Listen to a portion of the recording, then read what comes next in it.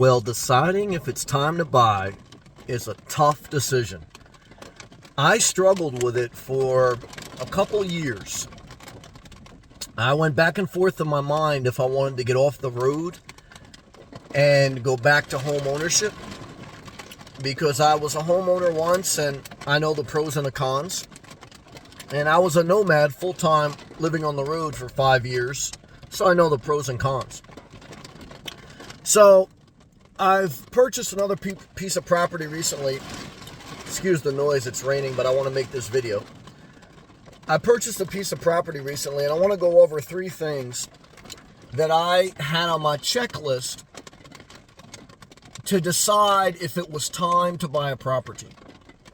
So let's go over them, because I think there's value in writing things down. I think they say that you're 80% more likely to remember something and to execute something when you write it down.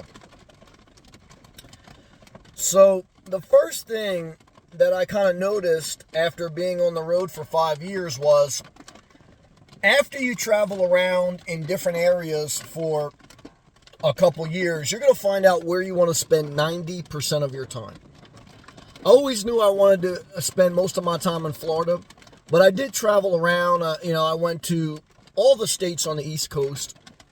I spent most of my time in Florida, and then I tried to figure out what parts of Florida I liked best.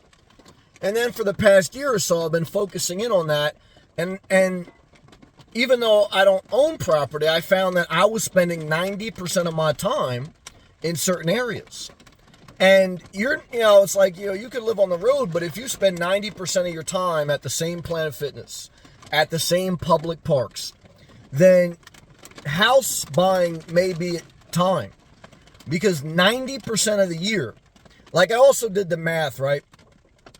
Like, there's 12 months in a year. And if I like to be in Florida 10 months out of the year, and I only like to leave Florida in September and October to enjoy fall weather, and that's the height of hurricane season, then 10 months out of 12 is 90%. Because I thought about that too, and I said, I really don't want to be a snowbird. It doesn't really get warm weather up north until June or July. Warm enough where you can get in the ocean, and then there's a lot of people up there. So, 90% of the time I want to be in Florida, 90% of certain areas I like most. So that's the first criteria. Because now as a nomad, if you're not moving around, you're a static nomad. And now you're 90% of the time, same parking lots. Okay. Number two, the number 2 thing that it may be time to buy, okay? Because buying's a big decision, man. I struggle with that a lot. Not easy. The number 2 thing you need is if you find property that's below your means.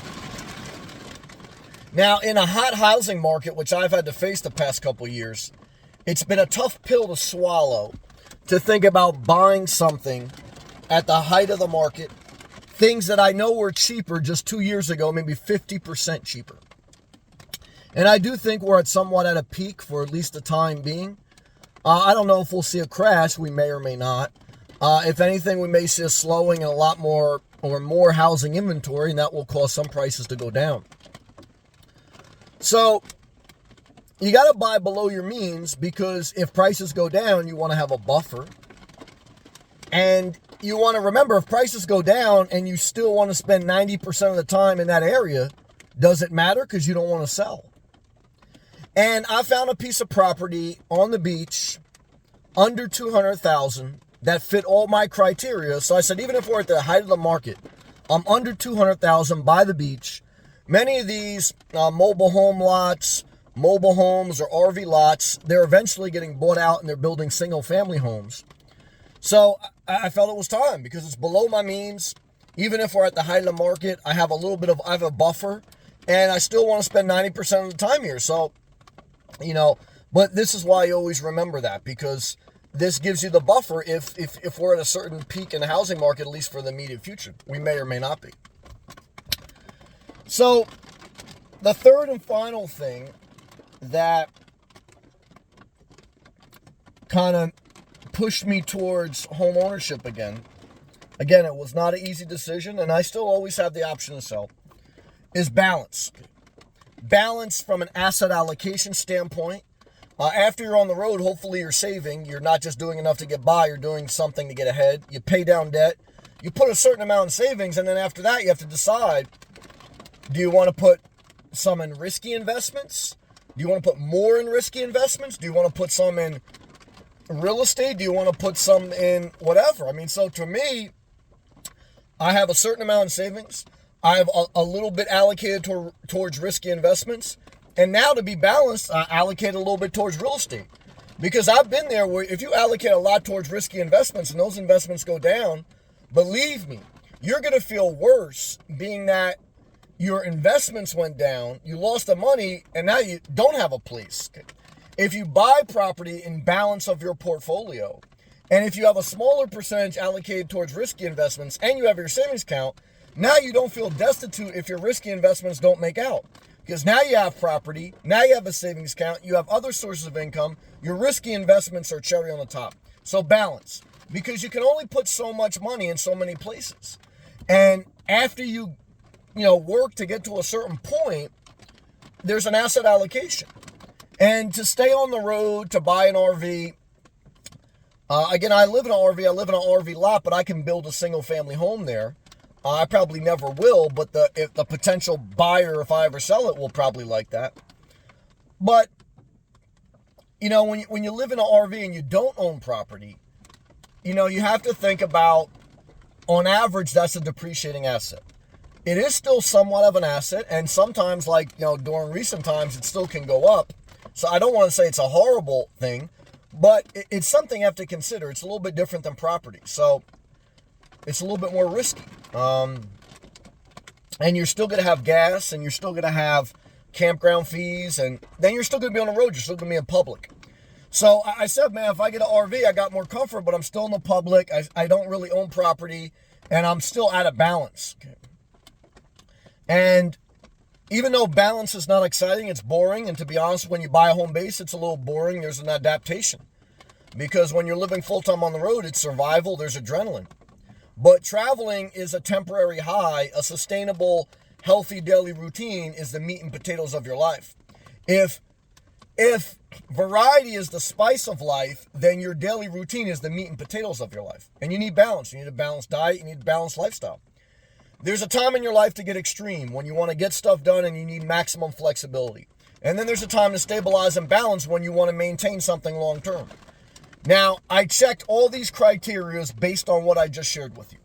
Could I have still made the wrong decision? Yes. Why? Because there's no guarantee. But I felt I used as much wisdom as possible. I mitigated my risk, and I went through my checklist. I could sell my property tomorrow, or I could not. The housing market could crash, or it could not. And I played all those scenarios out, and I went through all these things. And so that brought me to the point, time to buy. Will there be a time to sell? Yeah, maybe, maybe not. It's like, one day at a time. How did I deal with living in my car for 5 years? One day at a time, with goals, and stay flexible. And you're below your means, you're still flexible. You're still 90% of the time, same spot. You're still balanced. So everything in life, guys, it's one day at a time. How do you get through adapting to a new lifestyle one day at a time? Whether you're living in a car or living in a house.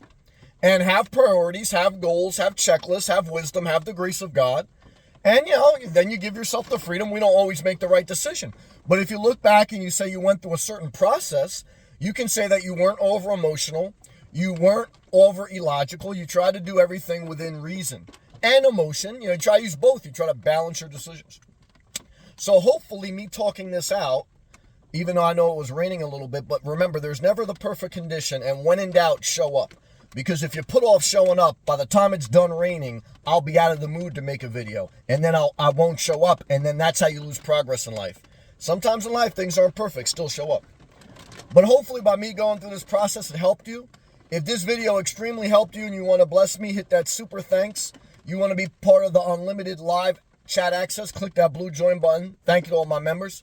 Click the thumbs up. Leave a comment below. Share the video. Watch the thousands of my free videos on my playlist on my YouTube channel.